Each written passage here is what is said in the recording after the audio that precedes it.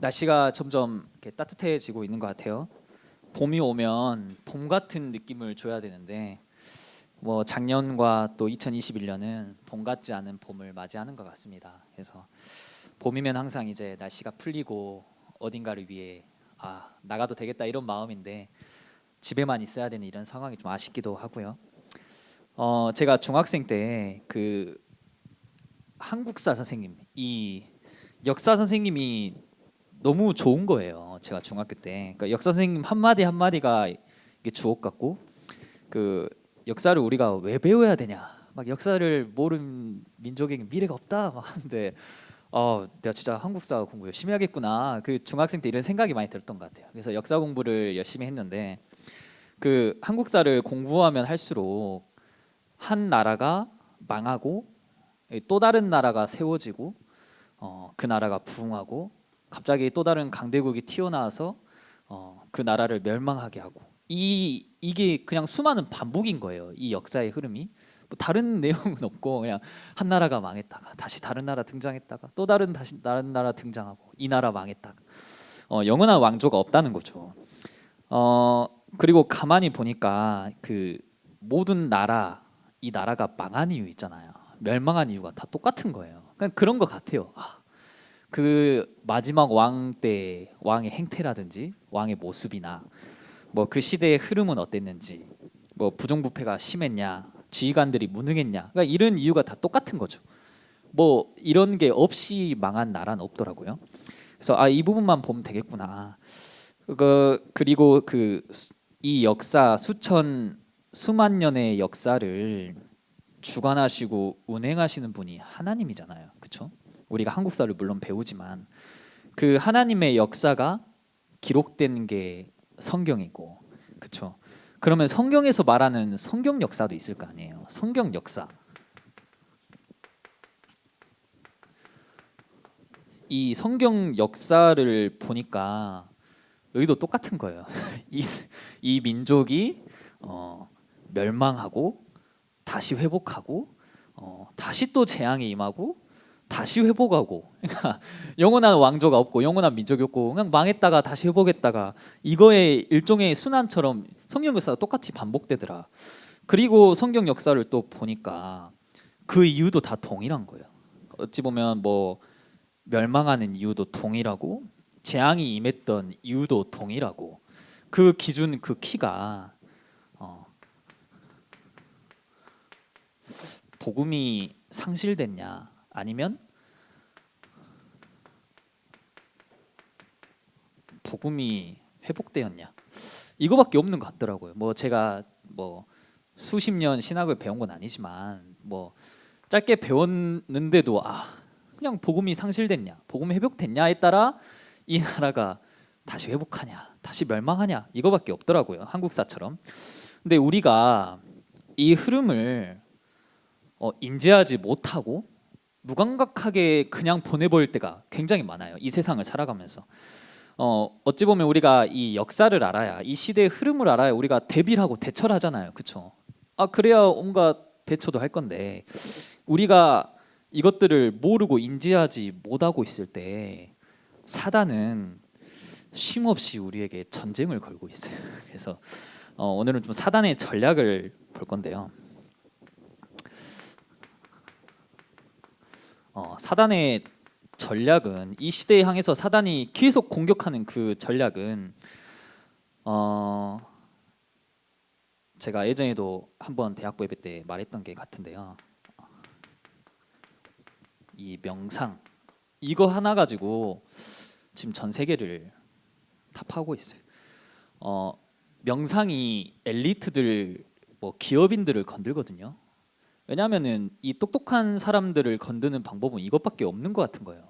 멍청하다 하면 안 되죠. 조금은 무식한 사람들은 뭘 해도 사단의 밥이야. 그러니까 이 똑똑하고 뭔가 이 세계를 주름 잡고 있는 사람들을 명상운동 하는데 삼성전자에서 얼마 전에 명상 센터를 거의 저희 덕평 RUTC처럼 엄청 크게 지은 거예요. 명상할 수 있도록 수련할 수 있도록. 그 세계 뭐 100대 기업들, 뭐 10대 기업들 다 전부 자체적으로 명상 프로그램을 가지고 이 신입사원이 입사하면은 그냥 이 프로그램에 자연스럽게 흡수될 수 있도록 하는 거죠. 그래서 이 명상 운동을 해서 뭘 하냐면 신들리게 하는 네피림 운동을 펼쳐요. 나를 비우게 해요. 나를 비워서 내 마음을 비워서 내 영혼을 비워서 접신하게 하는 거죠. 뭔가 내 힘으로 할 수 없으니까 이 악령에 충만해서 작품을 싹 만들게 하고 제가 오늘 보고 싶은 거는 이게 참 기가 막혀. 사단이 인재 전략을 펼치거든요. 길거리에 있는 노숙자들 사단이 잘 건들지 않아요. 어차피 사단의 밥이니까. 어차피 뭔가 영적으로 문제가 있어서 길거리에 있는 사람들이니까. 사단이 인재 전략을 펼치는데 저도 이걸 분석하는데 참 이 사단 대단하다 이런 생각이 많이 드는 게 제가 미국 선교 캠프 갔을 때예요. 고등학생 때인데 그래서 한 친구를 만났는데 이 친구가 얼마나 똑똑하냐면 어떤 뭐 한 동네나 한 도시 1등도 아니고 뭐 한 학교 1등도 아니고 한 주 있잖아요. 미국은 51개 주인가요? 50개 주인데 이 한 주의 1등인 거예요. 엄청난 똑똑한 인재죠. 근데 그 친구는 고등학생인데 이미 대학에 합격이 있어요. 그러니까 여러 대학을 자기가 선택하는 거죠. 제발 우리 대학 와주세요. 우리 대학 와주세요. 그러니까 완전 초엘리트인 거죠. 이미 기업에 취직도 돼 있어요. 좀 신기하죠, 고등학생인데. 이미 기업에서 이 친구를 뽑아가지고 그동안 지원을 싹 해주는 거죠. 기업에 오기 전까지. 대학도 이렇게 다 짜놓고. 그래서 본인이 이미 정해져 있는 상태에서도 나태할 수 있는데 얼마나 똑똑하냐면 대화하고 있는 와중에도 책을 보고 있는 거예요. 그래서 속으로 멀티가 되나? 나랑 대화하는 게 맞나? 이런 생각도 들긴 했지만 특히 사단이 조종하는 이 전문인들 있잖아요. 전문인들이 인재를 1대1로 불러서 이렇게 사역을 하는데 음악하는 전문인이 음악에 뛰어난 젊은 인재들을 픽업해가지고 접신하게 해요. 명상하게 하고 너가 접신을 해야 뭔가 영감을 얻고 너 한계를 뛰어넘을 수 있어. 이렇게 말하는 거죠. 독일로 유학을 가서 실제로 악기를 전공하고 있는 랩런트가 이렇게 말해줬어요. 독일로 유학 가서 공부하고 있는데 이 친구가 이제 실력이 뛰어난 거예요. 그래서 독일로 유학도 갔겠죠. 근데 교수님이 이렇게 차분히 지켜보고는 애가 너무 뛰어나니까 조용히 부른 거죠. 그래서 하는 말이 너 더 성장하고 싶냐? 아니면 어느 경지를 더 뛰어넘어서 너가 진짜 최고가 되고 싶냐? 그러면 동성애를 해. 실제 전문인이 이 렘트 인재한테 이렇게 따로 불러서 하는 말이 동성애를 해. 이미 이 친구는 이 복음의 비밀을 알고 있으니까 바로 거절한 거죠. 그러면서 진짜 이 음악 세계가 무서운 곳이구나. 이 음악 예술하는 쪽이 다 정신 문제로 시달리고 있구나. 교수님이 동성애를 가르치고 있으니까 기업이나 이 연구소들이 인재들을 쓸어 담아서 뭘 개발하게 만들까요? 지금 이 시대에 뭘 하게 만들까요? 사진 한번 띄워주실래요?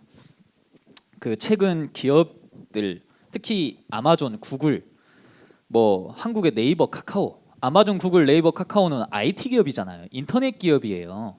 자동차를 만드는 회사가 아닌데 이 사람들이 자율주행 자동차를 만들고 있어요. 특이하죠. 카카오 주식하십시오. 카카오가 자율주행까지 건드립니다. 대박인 기업인데 이상하죠. 이 똑똑한 인재들 개발자들 끌어모아서 다들 자율주행 자동차의 기술 개발에 미친 듯이 속도를 올리고 있는 거예요. 전 세계가 품을 이뤄서 요즘 유명한 테슬라라는 기업에서 다음 사진 한번 띄워주실래요?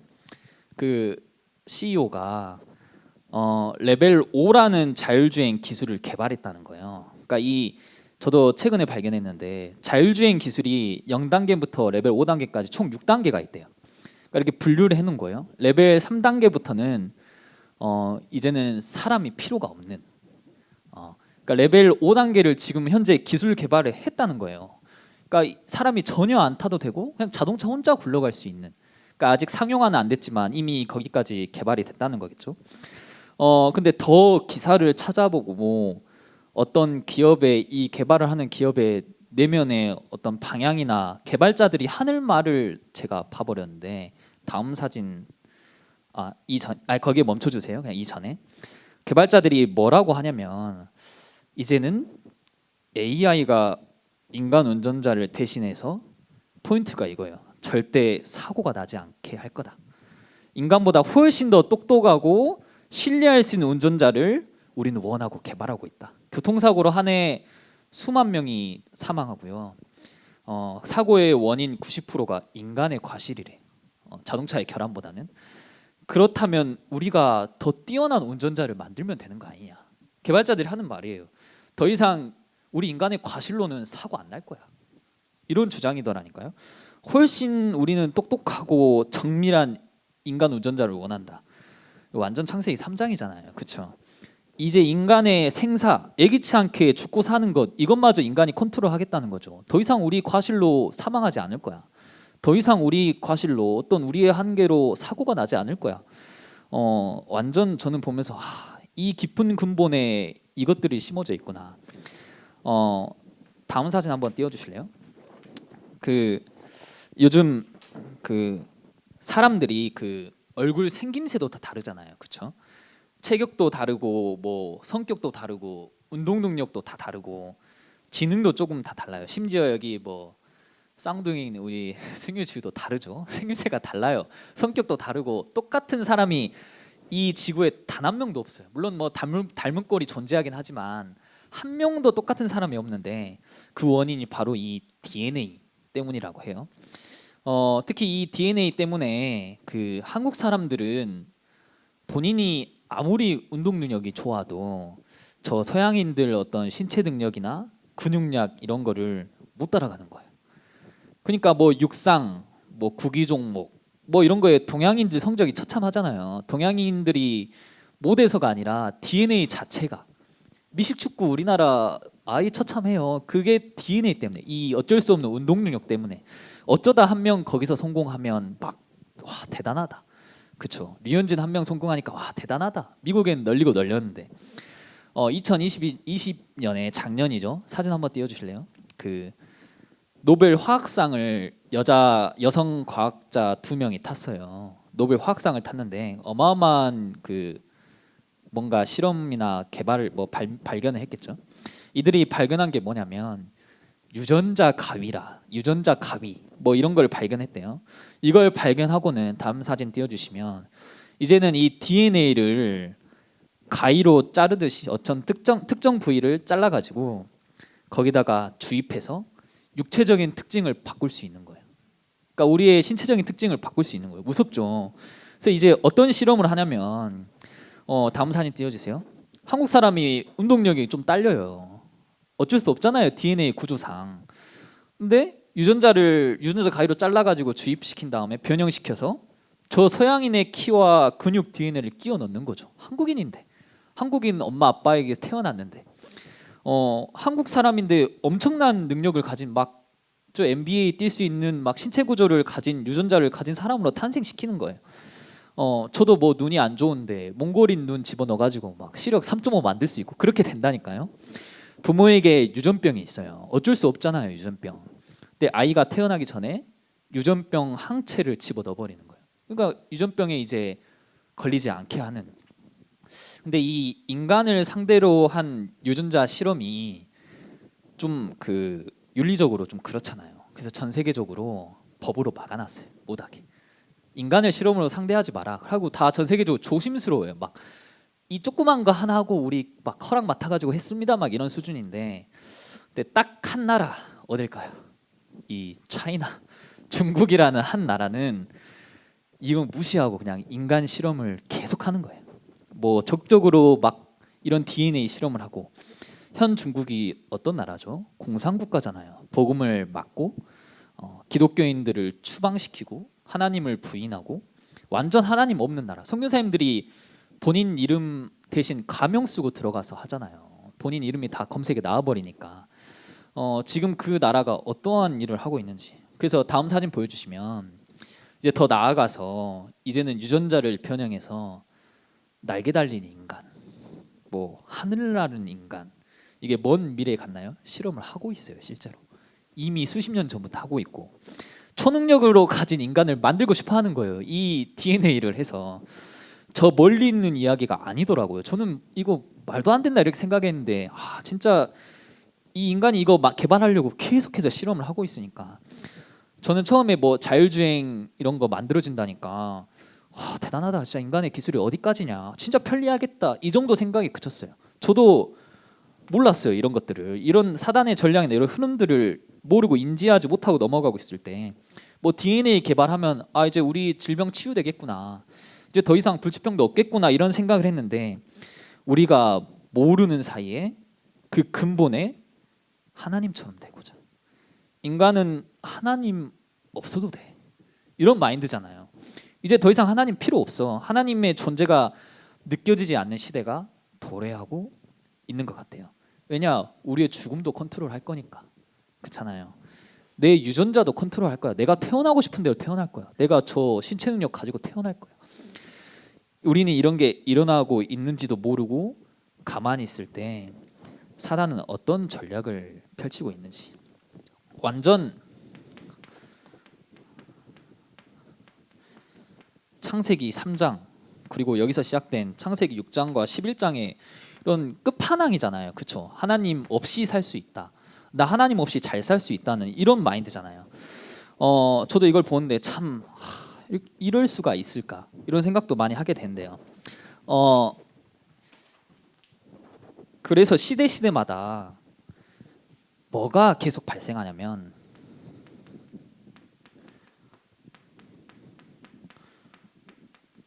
영적 문제가 계속 발생해요. 왜 우리에게 재앙이 닥치고 그렇잖아요. 재앙이 코로나가 재앙이 아니에요. 그렇죠? 저 전염병이 재앙이 아니라 영적 문제가 다 걸려 있는 게 재앙이라니까요. 미국 잘 사는 것 같죠? 저 사진 봤다니까. 미국 길거리에 마약 환자들이 벤치에 다 쭈그려 앉아 있고 그렇잖아요.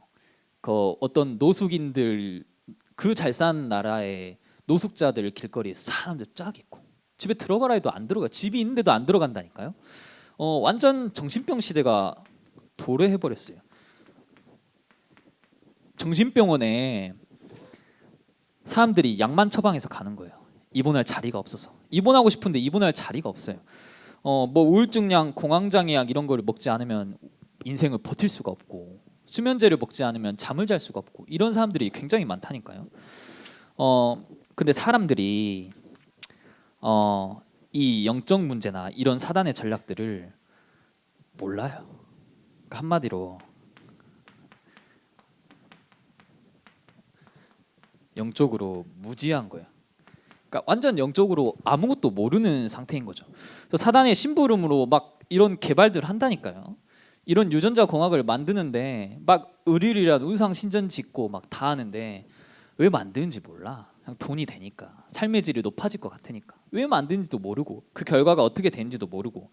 그래서 우리가 해야 할 거는 진짜 단 하나밖에 없는 것 같아요. 그게 뭐냐? 진짜 이것밖에 없구나. 오직 복음밖에 없구나. 오직 복음이 뭐죠? 예수가 그리스도. 이거잖아요. 예수가 그리스도. 오직 복음밖에 없구나. 예수는 그리스도인데 이걸로 모든 게 끝났구나. 모든 것이구나. 그렇죠? 예수가 그리스도인데 이건 이렇고 저건 저렇고 더 이상 뭔가를 부가하지 않았으면 좋겠어요. 뭔가 첨가하지 않았으면 좋겠어요. 예수님이 그리스도인데 그걸로 끝난 거야. 그렇잖아요. 예수가 그리스도로 나 더 이상 내 앞에 있는 모든 문제되지 않아. 나 이 그리스도 한 분만으로 만족할 수 있어. 오늘 본문에서 말한 것처럼 십자가에서 다 이뤘다는데 뭐가 문제냐? 이게 습관적인 말이 아니고 어떤 우리의 그냥 입술의 고백이 아니라 진짜 우리의 믿음으로 우리가 이것을 먼저 믿고 살아야 되는 이유는 뭐 우리의 집안 이렇고 저렇고 이거 다 문제되지 않아. 내 배경 아무것도 없고 이거 다 문제되지 않아. 나 하나님 자녀야. 이런 고백이 진짜 우리에게 필요하지 않을까? 복음을 들은 지 저는 뭐 29년이 되었어요.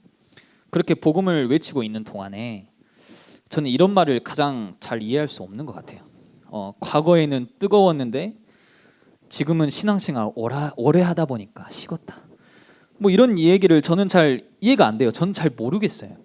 날이 가면 갈수록 시간이 흐르면 흐를수록 나의 한계를 경험하면 경험할수록 내가 하나님을 배신하고 불신할 거를 뻔히 아시고 나를 사랑해서 이 하나님이 나에게 주신 사랑을 알아가면 알아갈수록 어떻게 이 복음이 커지지 않고 작아질 수가 있어요. 예전엔 뜨거운데 나는 식었다. 참 저는 이해가 안 되는 그런 말인 것 같아요. 왜 뭐 복음만 말하느냐, 왜 그렇게 예수를 믿냐, 왜 그렇게 극단적이냐라고 사람들은 말하지만 저는 70년, 80년 이렇게 나이를 드시고 그렇게 나이를 먹고도 난 오늘도 복음이 새로워라고 고백하는 이 목사님의 중심이 난 너무 부러운 거예요. 난 오늘도 복음이 새롭다. 이렇게 말하는 그렇게 막 3, 40년 복음 메시지를 듣고 그렇게 고백하시는 분들의 중심이 최근 그 롤린이란 곡이 역주행해서 진짜 인기가 많아요. 그렇죠? 아닌가요? 뭐 인기 동영상에 다 브레이브걸 쓴 거예요.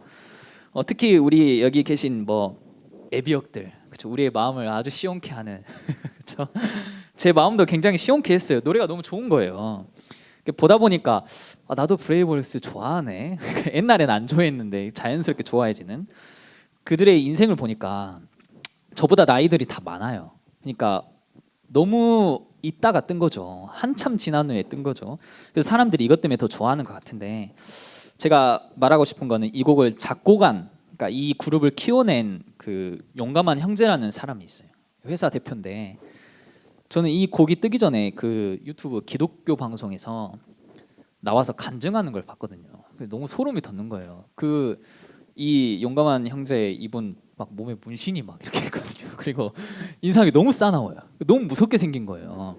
그래서 저는 기독교인이 아닌 줄 알았어요. 흔히 말하는 이 그 사단 서밋 같은 페이스인 거예요. 그 사람도 이 간증에서 이렇게 말하는 거예요. 사람들이 내가 기독교인이라 하면 다 놀랜다. 막 그렇게 말하는데, 근데 그 인생 과거를 보니까 방황을 진짜 많이 했어요. 그 청소년 시절에 아버지에 대한 상처로 이렇게 엇나가기 시작하고 뭐 싸움, 패싸움, 뭐 폭력 사건에 휘둘려서 소년원도 갔다 오고 온갖 안 좋은 일 뭐 다 저지르고 뭐 유흥업소에서 일하기도 하고, 그러니까 완전 인생이 황폐한 방황하는 시기였는데 어느 순간 하나님이 찾아오신 거예요.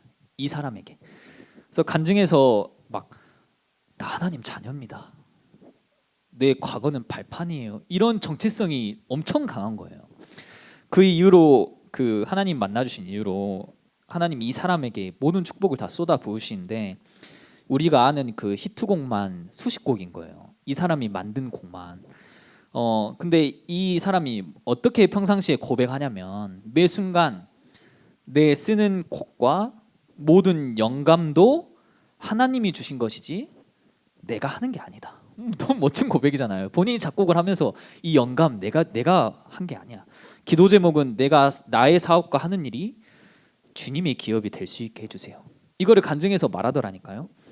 뭐 얼굴 진짜 무섭게 생겼는데 이런 말 하니까 너무 저는 이게 그러나 이렇게 생각하기도 했는데, 얼마 전에 이 노래가 한참 역주행하고 완전 데이트를 치고 있었을 때요. 뭐 3, 4일 전에 뜬 지는 한 1, 2주 됐으니까. 근데 이 SNS에 갑자기 십자가 사진을 딱 하나 올리는 거예요. 그 SNS 이런 거 드러내기 쉽지 않잖아요.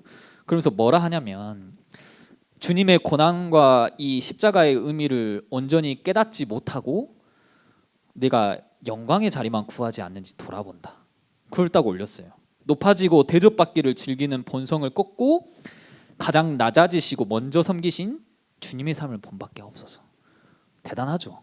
막 1등 다 찍고 있을 때 막 교만과 자만이 아닌 감사하자. 불과 3, 4일 전에 고백이에요. 거기에 막 댓글에 막 기도에 관한 막 그 기독교인들의 반응이 뜨겁더라고요. 이 고백을 보고 이 사람의 중심을 보고 이 오직 복음은 우리 인생의 최고 순위가 돼야 되는구나. 내가 평상시에 중요시 여겼던 수많은 것보다 제일 가치 있는 게 복음이구나. 주님의 고난과 십자가의 의미를 온전히 깨닫지 못하고 영광의 자리만 구하지 않는지 돌아본다라는 이 그 대표의 말처럼 내가 하고 있는 일, 지금 당장 해야 되는 일 다 제쳐주고라도 난 이 복음 사수할 거야 라는 이 중심. 세상 시각으로 가장 성공한 바울이 이렇게 고백하잖아요. 내가 예수 그리스도와 십자가에 못 박히신 것 외에 난 더 이상 알지 않을 거야. 가장 많이 배웠던 사람이. 얼마 전에 그 알고리즘에 의해서 제가 그 갑자기 딱 부산 임마누엘교회 30년 기념 영상이 뜬 거예요. 좀 너무 신기한 거예요. 제가 유 목사님 메시지를 좀 몇 개 찾아서 들었는데 그 알고리즘에 갑자기 딱 뜨니까 무섭기도 하고 유튜브가 나 보고 싶지도 않았는데 갑자기 보게 되고 그 초창기 시작에 어떤 그 중직자분들이나 이 목사님들이 이렇게 간증을 하는데 첫 시작이 12평이었어요. 그리고 성도님들 30여 명. 제 집 뭐 거실만한 크기예요. 교회가 엄청 쬐깐했죠. 근데 이분들이 거기서 붙잡은 게 복음 하나밖에 없는 거예요. 오직 복음 하나 들고 한국 교회가 놓친 게 뭐냐? 진짜 이 복음 전달하는 전도 아니냐? 목사만 전도하냐? 그래서 중직자분들 막 집사님들, 권사님들이 밖에 나가 다 전도하고 이 고백 속에 하나님이 여기에 막 모든 걸 축복을 쏟아 부으시는데 처음에는 일부 예배만 있었대요. 30여 명이니까 그렇잖아요. 근데 자리가 없는 거예요. 계속 교회에 사람들을 보내시니까 2부, 3부 그래도 자리가 없고 4부 결국엔 5부까지 1부에서 5부까지 이렇게 늘렸는데도 자리가 없어서 밖에 나가서 예배를 드리고 서서 드리고 옆에 주차해가지고 자동차 창문 다 열고 교회에서 새어 나오는 마이크 소리에 귀 기울여서 듣고 자리가 없으니까 그렇게 예배 시간 늘렸는데도 그 영도라는 저 부산 제일 남쪽 끝자락 섬 한국의 뭐 정중앙도 아니고 서울도 아니에요.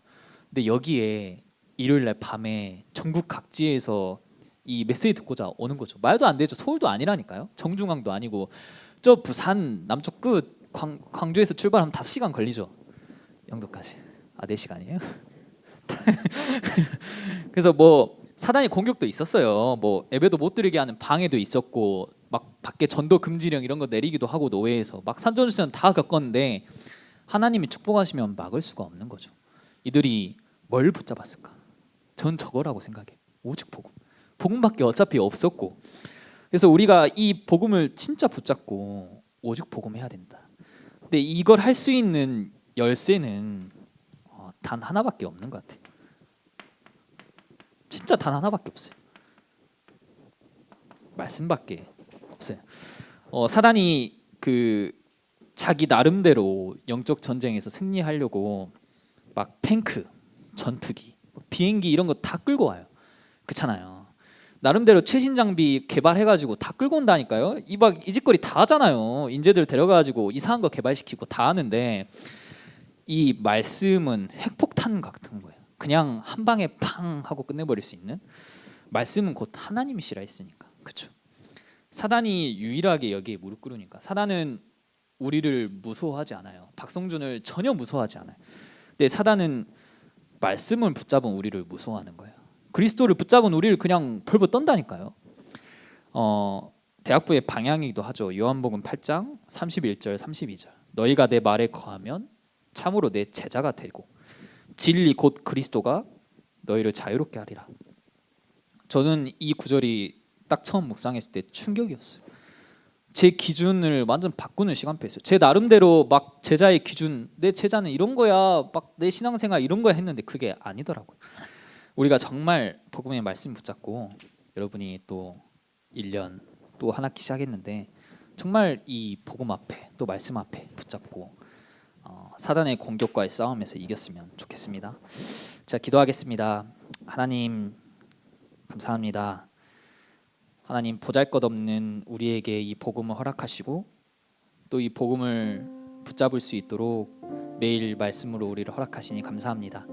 하나님 우리가 매 순간 어떤 선택과 결정에서도 복음만을 선택하고 오직 복음의 자리를 선택할 수 있도록 우리 인생을 이끌어 주옵소서. 지금도 살아계신 주 예수 그리스도의 이름으로 기도합니다. 아멘.